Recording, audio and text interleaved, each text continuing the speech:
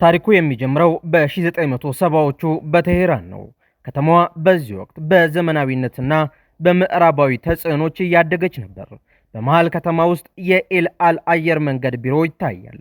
የእስራኤልና የኢራን ባንዲራዎች ጎን ለጎን ተሰቅለዋል። ይህ የእስራኤልና የኢራን ወዳጅነት ዘመን ነበር። ነገር ግን ከጥቂት ዓመታት በኋላ ሁሉም ነገር ተቀየረ። ለአውሮፓውያን አቆጣጠር በ1979 አብዮቱ ፈነዳ። በቴሄራን ጎዳናዎች ላይ የተቃውሞ ሰልፎች ተካሄዱ። የእስራኤል ባንዲራዎች ተቃጠሉ። የኢራኑ የሻ መንግስትም ወደቀ። አያቶላ ሆሚኒም ስልጣን ያዙ። በአንድ ጀንበር ወዳጅነት ወደ ጠላትነት ተቀየረ። የቴሄራን የእስራኤል ኤምባሲ ተዘጋ። የእስራኤልና የኢራን ግንኙነትም እዚህ ላይ ያበቃ። ከዚያን ጊዜ ጀምሮ ሁለቱ ሀገራት በአደገኛ ቀውስ ውስጥ ይገኛሉ። በኒውክሌር መርሃ ግብር፣ በሚሳኤል ጥቃቶችና በቀጠናው የበላይነት ፍልሚያ እየተካሄደም ነው። ዛሬ በቪዲዮአችን ይህንን የታሪክ ሂደት እንቃኛለን። ከወዳጅነት ወደ ጠላትነት እንዴት ተሸጋገረ፣ በክልሉ የተፈጠረውን ተጽዕኖ እና ወደፊትስ ምን ሊሆን እንደሚችል በስፋት እናስቃኛችኋለን። አብራችሁን ቆዩ። እስራኤል በ1948 እንደ ሀገር ስትመሰረት በዙሪያዋ ባሉ የአረብ ሀገራት ግብፅ፣ ሶሪያ፣ ዮርዳኖስና ኢራቅ ወዲያውኑ ጦርነት ተከፈተባት። በዚህ ጊዜ የእስራኤል የመጀመሪያው ጠቅላይ ሚኒስትር ዴቪድ ቤን ጎርኒዮን የዳርቻው ዶክትሪን የተሰኘ የውጭ ጉዳይ ፖሊሲን ቀርጸው ወደ ሥራ አስገቡ። እስራኤልን ከከበቧት አረብ ሀገራት ባሻገር ካሉ አረብ ያልሆኑ የመካከለኛው ምስራቅ ሀገራት ኢራን፣ ቱርክና ኢትዮጵያ ጋር ጠንካራ ህብረት መፍጠር ነበር። በወቅቱ የኢራን መሪ የነበሩት ሻህ መሐመድ ሬዛ ፓህላቪ በአረብ ብሔርተኝነት በተለይም በግብፁ መሪ ጋማል አብደል ናስር ስጋት ነበራቸው። የናስር ሶሻሊስታዊና አረብ ተኮር ፖሊሲ የሻህን ዘውዳዊ አገዛዝ አደጋ ላይ የሚጥል ስለነበር እስራኤልን እንደ ተፈጥሯዊ አደጋ አዩአት። ውጤቱም ታዲያ እንደ አውሮፓውያን አቆጣጠር በ1950 ኢራን ከቱርክ በመቀጠል እስራኤልን በይፋ እውቅና የሰጠች ሁለተኛዋ ሙስሊም ሀገር ሆነች። ይህ ትብብር በሁለቱ ሀገራት መካከል የነበረው ትልቅ የኢኮኖሚ ሞተር ነበር። እስራኤል በአረብ ሀገራት ማዕቀብ ተጥሎባት ስለነበር የነዳጅ አቅርቦት በእጅጉ ያስፈልጋት ነበር። ኢራን ደግሞ በዓለም ላይ ካሉ ትላልቅ ዘይት አምራቾች አንዷ ነበረች። በመሆኑም ኢራን የእስራኤል ዋነኛ የነዳጅ አቅራቢ ሆነች። እስራኤል እስከ 80 በመቶ የሚሆነውን ዘይት የምታገኘውም ከኢራን ነበር። የኢራን ዘይት በቀጥታ በቀይ ባህር በኩል አሳልፎ ወደ አውሮፓ ገበያ ለማድረስ ሁለቱ ሀገራት በጋራ ትልቅ የነዳጅ ማስተላለፊያ የቧንቧ መስመርና ኩባንያ በሚስጥር መሰረቱ።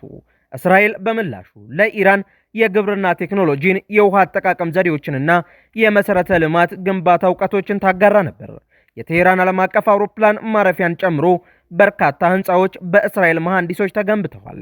በወታደራዊ ዘርፍ ሁለቱ ሀገራት እስከ ከፍተኛ የቴክኖሎጂ ልማት የደረሰ ግንኙነትም ነበራቸው። የኢራን አስፈሪው የደህንነትና የስለላ ተቋም ሳቫክ ሲቋቋም የእስራኤሉ ሞሳድና የአሜሪካው ሲአይኤ ከፍተኛ የስልጠናና የስለላ መረጃ ልውውጥ ድጋፍ አድርገውለታል።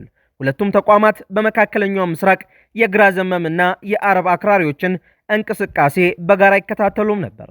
በ1970ዎቹ መገባደጃ ላይ ሁለቱ ሀገራት በጋራ እጅግ የላቁ ሚሳኤሎችን ለማልማት ሚስጥራዊ ስምምነት ተፈራረሙ።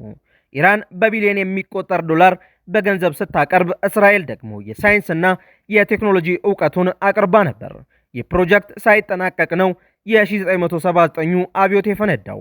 ምንም እንኳን ግንኙነቱ በጣም ጥልቅ ቢሆንም የሻ መንግስት በአገር ውስጥ ካሉ ወግ አጥባቂ ሙስሊሞችና ከሌሎች የአረብ ሀገራት ሊሰነዘርባት የሚችለውን ቁጣ ለመቀልበስ ሲሉ ግንኙነቱን ከመጋረጃ ጀርባ እንዲሆን አድርገውታል። በቴሄራን ከተማ ውስጥ የእስራኤል ኤምባሲ በንቃት ይሰራ ነበር። ዲፕሎማቶችም ነበሩ። ነገር ግን ህንፃው ላይ የእስራኤል ባንዲራም ወይም የእስራኤል ኤምባሲ የሚል ይፋዊ የስም ሰሌዳ አልተለጠፈበትም ነበር። የንግድ ማዕከል በሚል ስምምነት ነበር ይህ ተቋም የሚንቀሳቀሰው። በሺዎች የሚቆጠሩ የእስራኤል መሐንዲሶች፣ ወታደራዊ አማካሪዎችና ነጋዴዎች ከቤተሰቦቻቸው ጋር በቴሄራን በነፃነት ይኖሩ ነበር። የኤል አል የእስራኤል አየር መንገድ በቴሄራንና በቴል አቪቭ መካከል ቀጥተኛ መደበኛ በረራም ነበረው። በዚህ ዘመን የነበረው ወዳጅነት በሃይማኖት ወይም በስሜት ላይ የተመሰረተ ሳይሆን ሙሉ በሙሉ በጂኦፖለቲካዊ ጥቅም ላይ የቆመ ነበር። የሁለቱ ሀገራት ህዝቦችም ሆኑ መሪዎች እርስ በእርስ እንደ ስጋት አይተያዩም ነበር። ነገር ግን ይህ ሁሉ መዋቅር በአንድ ጀንበር እንዲፈርስ ያደረገው ማዕበል በ1979 ከተማዋን አንኳኳ። እንደ አውሮፓውያን አቆጣጠር በ1979 የሻህ መንግስት በህዝባዊ አብዮት ተወግዶ በአያቶላ ሩሆላ ኻሜኒ የሚመራውን የኢራን እስላማዊ ሪፐብሊክ ሲመሰረት ግንኙነቱ በ180 ዲግሪ ተቀየረ። በሻህ ዘመን የነበረችው ኢራን የውጭ ጉዳይ ፖሊሲዋን ቀርጻ የነበረው በፋርስ ብሔርተኝነትና በሊበራል ምዕራባዊ እሴቶች ላይ ነበር። ሻህ ራሳቸውን ከአረብ ሀገራት ነጥለው በማየት ከእስራኤል ጋር ያላቸውን ትብብር እንደ ዘመናዊነትና ስልጣኔ መገለጫ አድርገውት ነበር። የአብዮቱ መሪ አያቶላ ሩሆላ ኻሜኒ ግን ይህንን አስተሳሰብ ሙሉ በሙሉ ገለበጡት። ኻሜኒ የነደፉት አዲስ ፍልስፍና በሁለቱ ምሰሶዎች ላይ የቆመ ነበር። አንደኛው እስላማዊ ወንድማማችነት ሲሆን ኻሜኒ የኢራን አረብ የታሪክ ቅራኔንና የሺአ ሱኒ ልዩነትን በማለፍ መላውን የሙስሊም ዓለም በአንድ ጥላ ስር ለማስተባበር ፈለጉ።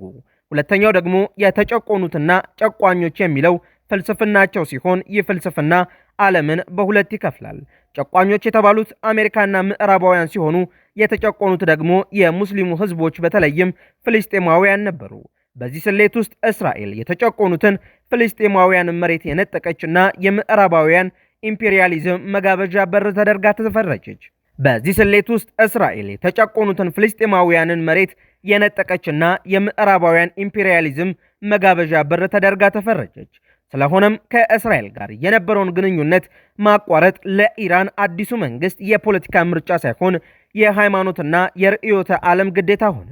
ኻሜኒ ለህዝባቸውና ለሙስሊሙ ዓለም አዲሱን ጠላት በቀላሉ ለማስረዳት ጥልቅ ስነ ልቦናዊ መገለጫዎችን ተጠቀሙ። አሜሪካን ታላቋ ሰይጣን ሲሉ፣ እስራኤልን ደግሞ ትንሿ ሰይጣን ብለው ሰየሟት። ይህ ስያሜ ዝም ብሎ ስድብ አልነበረም፣ ይልቁንም ስልታዊ ትርጉም ነበረው። እስራኤል ያለ አሜሪካ ድጋፍ መቆም እንደማትችልና በመካከለኛው ምስራቅ የአሜሪካንን ፍላጎት ለማስፈጸም የተተከለች መጋረጃ መሆኗን ማሳያም ነበር። ኢራን የፍልስጤምን ጉዳይ እንደ ዋና አጀንዳ በመውሰድ የአሜሪካ ወዳጅ የሆኑትን የአረብ ነገስታት የነበሩትን ሳውዲ አረቢያና ግብፅን በህዝቦቻቸው ዘንድ ለእስራኤል ያደሩ አስመስሎ በማቅረብ በቁጥጥር ስር ለመዋልና የእስልምናውን ዓለም መሪነት ለመጨበጥ ተጠቀመችበት። ይህ የአመለካከት ለውጥ በንግግር ብቻ አላበቃም። በተግባር የተገለጹ ከባድ እርምጃዎች ወዲያውኑ ተወሰዱ። እርምጃ ከተወሰደባቸው ውሳኔዎች መካከልም በቴሄራን የነበረው ይፋዊ ያልሆነው የእስራኤል ኤምባሲ ተዘግቶ ህንፃው ወዲያውኑ ለፓሌስታይን ነጻነት ግንባር ተሰጠ። ያን ዕለት የፓሌስታይን ነጻነት ግንባር መሪ ያሲር አራፋት ቴሄራንን በክብር ጎበኙ። እንዲሁም ኢራን ለእስራኤል የምታቀርበውን ነዳጅ ሙሉ በሙሉ አቋረጠች። የእስራኤልን ከባድ የኢነርጂ ቀውስ ውስጥ የከተታት ሲሆን አዲስ የነዳጅ መስመር እንድትፈልግም ማስገደዳት። በተጨማሪም ኻሜኒ የረመዳንን ወር የመጨረሻውን አርብ የቅዱስ ቀን ወይም የኢየሩሳሌም ቀን ብለው ሰየሙት። ይህ ቀን በየዓመቱ እስራኤልን በመቃወምና ፍልስጤምን በመደገፍ በሚሊዮኖች የሚቆጠሩ ሙስሊሞችን የሚሰለፉበት ዓለም አቀፍ የፖለቲካ መድረክ ሆነ። ከ1979 አብዮት በፊት ሁለቱ ሀገራት የጋራ ጠላቶች ነበሯቸው፣ የአረብ ብሔርተኝነትና የሶቪየት ህብረት። ከአብዮቱ በኋላ ግን የጋራ ጠላቶቹ ጠፉ። እስራኤል እስከ 1979 ድረስ ኢራንን እንደ መከላከያዋ ቀጠናዋ ትመለከታት ነበር። ከአብዮቱ በኋላ ግን ይህች ግዙፍ ሀገር ወደ ጸረ እስራኤል ግንባር ቀደም ሀያልነት መቀየሯ እስራኤል በታሪኳ የገጠማት ትልቁ የህልውና ስጋት ሆነ። ኢራን ቀደም ሲል ከነበራት ብቸኝነት ለመውጣት የአረብ ሀገራትን አቋም መጋፈጥ ነበረባት። ለዚህ ደግሞ ከእስራኤል ጋር መጣላት ምርጥ ካርድ ሆነላት። በአረቡ ዓለም ያሉ ተራ ህዝቦች የገዛ መሪዎቻቸው ፍልስጤምን ችላ ማለታቸውን ሲያዩ የሺያዋ ኢራን ግንባር ቀደም ተሟጋች ሆና መውጣቷን በአድናቆት መመልከት ጀመሩ። በኢራንና በእስራኤል ግንኙነት ታሪክ ውስጥ ከ1980ዎቹ እስከ 2023 የነበረው ዘመን የጓሮ ጦርነት ወይም ሻዶ ዋር ተብሎ የሚጠራበት ምዕራፍ ነበር። በዚህ ወቅት ሁለቱ ኃይሎች ፊት ለፊት በይፋ ጦርነት ውስጥ ሳይገቡ፣ ነገር ግን የሌላኛውን ወገን ጥቅም፣ መዋቅርና ደህንነት ለማዳከም ከትዕይንቱ በስተጀርባ እርስ በርስ የተፋለሙበት ስውር ስትራቴጂ የቼዝ ጨዋታ ነበር። እንደ አውሮፓውያን አቆጣጠር በ1990ዎቹ መጀመሪያ ላይ በክልሉ የነበረውን ፖለቲካ የቀየሩ ሁለት ትላልቅ ክስተቶችም ተከሰቱ። የሶቪየት ህብረት መፈራረስ በሁለቱ ሀገራት ላይ ተደቅኖ የነበረውን የኮሚኒዝም ስጋትን አስወገደ።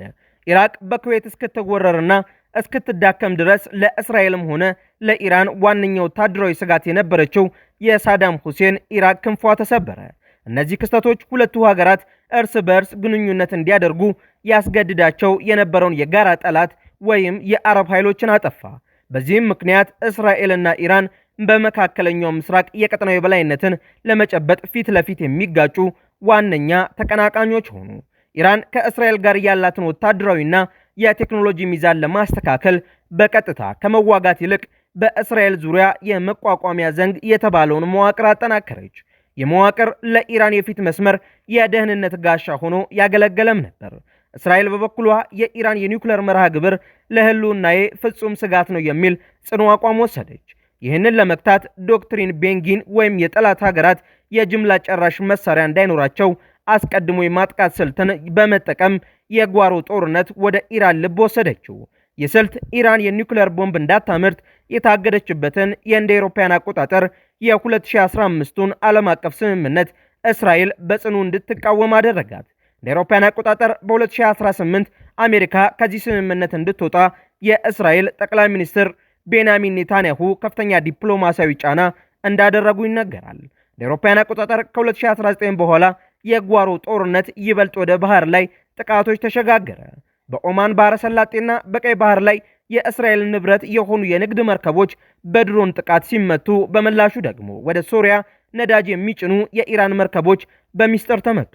በሳይበር በኩልም የኢራን የነዳጅ ማደያዎች በዲጂታል መዋቅርና የእስራኤል የውሃ መሠረተ ልማቶች የሳይበር ጥቃት ሰለባ ሆኑ። ይሁን እንጂ ሁለቱም ወገኖች ጥቃቶቹን በይፋ ከመቀበል ይቆጠቡ ነበር። እንደ አውሮፓውያን አቆጣጠር እስከ 2023 ድረስ የነበረው የጓሮ ጦርነት የተመሰረተው በጥብቅ በተቀመጡ የመጫወቻ ሕጎች ላይ ነበረ። ሁለቱም ሀገራት እርስ በርስ ጥቃት ይሰነዛዘራሉ። ነገር ግን ጥቃቶቹ በቀጥታ ከሀገር ሳይሆን በተተኪዎች ወይም በሚስጥር ስለሚፈጸሙ ወደ ትልቅ ቀጠናዊ ጦርነት አያድጉም ነበር። ነገር ግን እንደ አውሮፓውያን አቆጣጠር በጥቅምት 2023 የተከሰተው የሐማስ ጥቃትና የተከተለው የእስራኤል ከባድ ወታደራዊ እርምጃ ይህንን ለ40 ዓመታት የቆየ የጓሮ ጦርነት ሕግ ሙሉ በሙሉ አፈራረሰው። የኢራን የደህንነት ጋሻዎች ሐማስና ሄዝቦላ መመታት ሲጀምሩ የጓሮ ስውር ጦርነት አብቅቶ ሁለቱ ኃይሎች ፊት ለፊት ወደሚተኳኮሱበት አደገኛ ምዕራፍ ተሸጋገሩ።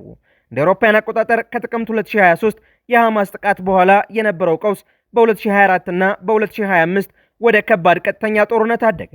ቀደም ሲል በሻዶ ዋርና በተተኪ ኃይሎች ይፋለሙ የነበሩት ሀገራት አሁን ግንባር ለግንባር መተኳኮስ ጀመሩ።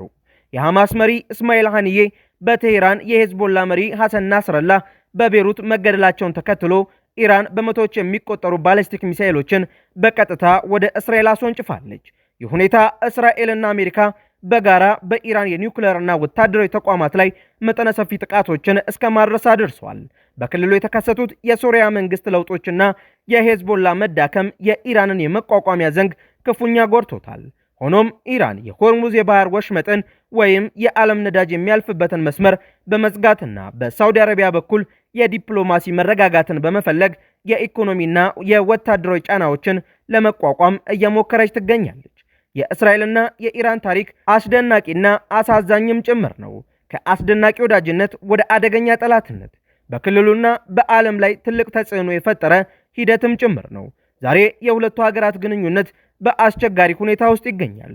በሁለቱም ወገኖች በኩል ያለው የርዕዮተ ዓለም ልዩነትና የመካከለኛው ምስራቅ የበላይነት ሽሚያ ስር የሰደደ በመሆኑ ወደ ቀድሞ ሰላማዊ ግንኙነት የመመለሱ ዕድል ሙሉ በሙሉ የተዘጋ ይመስላል።